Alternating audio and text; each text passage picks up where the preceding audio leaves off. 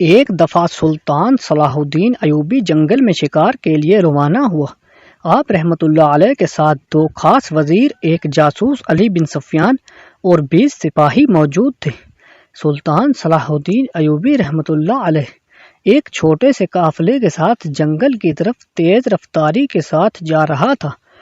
چلتے چلتے سلطان صلاح الدین ایوبی رحمۃ اللہ علیہ کا گزر ایک گاؤں سے ہوا، کیونکہ جنگل کی طرف جو راستہ جاتا تھا وہ اس گاؤں میں سے گزر کر جاتا تھا۔ سلطان اکثر اوقات اس راستے سے گزر کر جنگل جاتا تھا، لیکن جب اس دفعہ سلطان اس گاؤں سے گزرا تو سلطان کی نظر ایک قافلے پر پڑی جو اس گاؤں سے نکل کر واپس روانہ ہو رہا تھا۔ سلطان نے اپنا گھوڑا روک دیا اور اپنے ایک سپاہی کو حکم دیا کہ جا کر معلوم کرو کہ یہ قافلہ کس کا ہے اور یہ اس چھوٹے سے گاؤں میں آخر کیا کرنے آئے تھے۔ چند لمحوں بعد سپاہی واپس آیا اور سلطان صلاح الدین ایوبی رحمۃ اللہ علیہ کو بتایا کہ سلطان معظم، یہ ہمارے پڑوسی بادشاہ کا قافلہ تھا۔ اس کے ساتھ 100 سپاہیوں کا دستہ، چند وزیر اور بادشاہ اور شہزادی تھی، اور شہزادی بے ہوشی کی حالت میں تھی۔ یہ سن کر سلطان نے کہا، کیا مسئلہ ہوا؟ کیونکہ جب سپاہی نے کہا کہ شہزادی بے ہوش تھی تو یہ بات سلطان کے لیے حیرت زدہ تھی۔ تو سپاہی نے کہا، سلطان معظم، پریشانی کی بات نہیں، بادشاہ شہزادی کو اس گاؤں کے مشہور حکیم کے پاس علاج کرانے کے لیے لایا تھا۔ یہ سن کر سلطان اور آپ کے وزیر اور سپاہی ہکا بکا ہو گئے کہ اتنا بڑا بادشاہ ایک چھوٹے سے گاؤں میں ایک چھوٹے سے حکیم کے پاس خود شہزادی کا علاج کرانے آیا ہے۔ یہ بات سلطان کو ہضم نہیں ہو رہی تھی، لیکن شکار کے لیے دیر ہو رہی تھی، اس لیے سلطان اپنی منزل کی طرف چل پڑا۔ سلطان سارا دن شکار کھیلتا رہا، لیکن جب عصر کا وقت ہوا تو سلطان نے اپنے سپاہیوں کو واپسی پر کہا کہ جاؤ اور اس قافلے کا پیچھا کرو اور معلوم کرو کہ بادشاہ کا قافلہ کس جگہ پڑاؤ کرتا ہے، کیونکہ آج رات میں بادشاہ سے ملنا چاہتا ہوں۔ سلطان واپس چلا گیا۔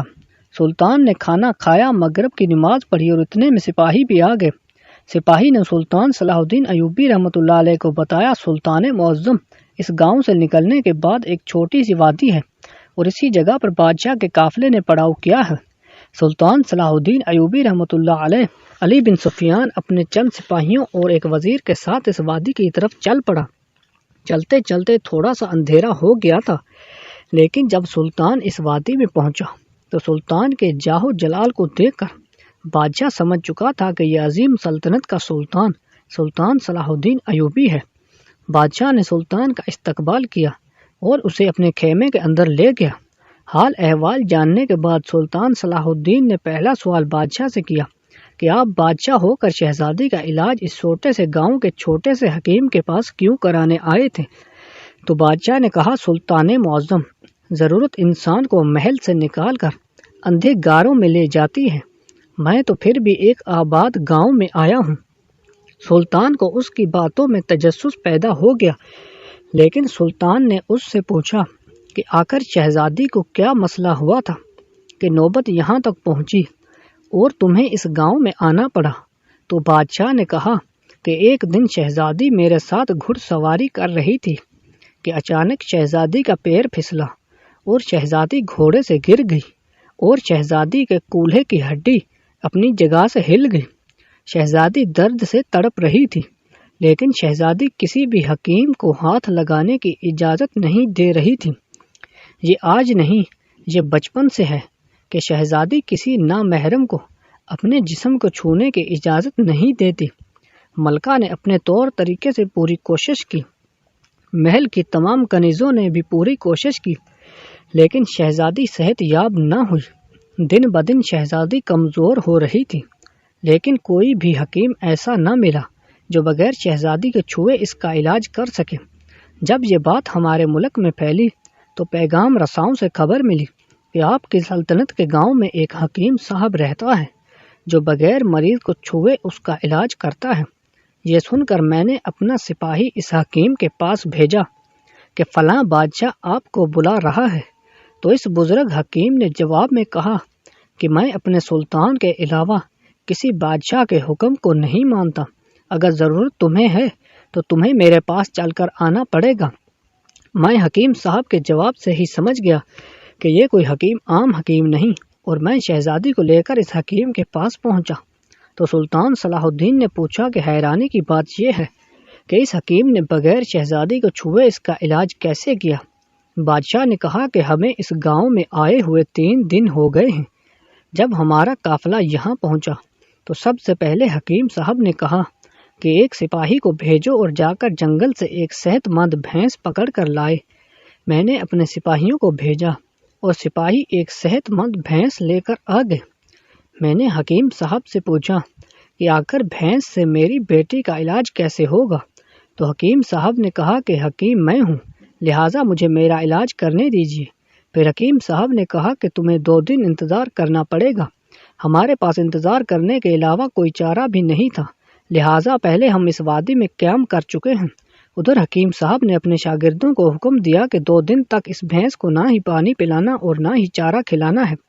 حکیم صاحب کا حکم سن کر شاگردوں نے کہا اگر اس کو 2 دن تک کچھ بھی نہ کھلایا پلایا تو یہ بھینس بھوک اور پیاس سے مر جائے گی، لیکن استاد کا حکم تھا اور انہوں نے حکم کی تعمیل کی۔ آج صبح ہم اس گاؤں کی طرف چل پڑے اور حکیم صاحب کے پاس پہنچ گئے۔ حکیم صاحب نے اپنے 2 آدمیوں کو کہا کہ جاؤ اور بھینس کو کھول کر لاؤ۔ جیسے ہی سپاہی بھینس کو کھول کر لائے تو حکیم صاحب نے حکم دیا کہ شہزادی کو اس بھینس کے اوپر بٹھا دو۔ میں نے شہزادی کو اپنے ہاتھوں سے اٹھا کر بھینس کے اوپر بٹھا دیا۔ اب حکیم صاحب نے کہا کہ اس کو دونوں پیروں سے بھینس کے پیٹ کے نیچے سے شہزادی کے آپس میں پیروں کو باندھ دو۔ میں نے اس کے پیر باندھ دیے۔ اب حکیم صاحب نے گائے کے سامنے پانی رکھا اور اس میں نمک ڈال دیا۔ بھینس 2 دن کی پیاسی تھی، اس نے بڑے زور سے پانی پیا اور نمک زیادہ ہونے کی وجہ سے شدت پیاس کی بڑھ گئی۔ اس کے بعد بھینس بھوکی تھی اور اس نے پیٹ بھر کر کھانا کھایا تو بھینس کا پیٹ پھولنے لگا، اور بھینس کے پیٹ پھولنے کی وجہ سے شہزادی کی کمر پر تناؤ بڑھنے لگا، اور اتنا زیادہ تناؤ بڑھا کہ درد کی شدت سے شہزادی بے ہوش ہو گئی۔ اب حکیم صاحب نے کہا کہ اپنی بیٹی کو بھینس سے اتار دو، اب شہزادی ٹھیک ہو گئی ہے، اور اس کے بعد اس نے کہا کہ بھینس میں اپنے پاس رکھوں گا۔ اسی طرح حکیم صاحب نے میری بیٹی کا علاج کیا۔ الحمدللہ ہوش آنے کے بعد شہزادی بالکل صحت یاب ہو گئی ہے۔ سلطان صلاح الدین ایوبی نے بادشاہ کو خدا حافظ کہتے ہوئے سیدھا اور حکیم صاحب کے پاس گیا اور اس کو اپنے گھوڑے پر بٹھایا اور اپنے دربار میں لے گیا اور اس کو اپنے شاہی حکیم مقرر کر دیا، اور دیکھتے ہی دیکھتے وہ حکیم سلطان صلاح الدین ایوبی کی سلطنت کا مشہور ترین حکمران بن گیا۔ اگر آپ کو ہماری یہ ویڈیو اچھی لگی تو لائک اور کمنٹ کر دیجیے اور چینل کو سبسکرائب کرنا مت بھولیے۔ ملتے ہیں نیکسٹ ویڈیو میں، تب تک کے لیے اللہ حافظ۔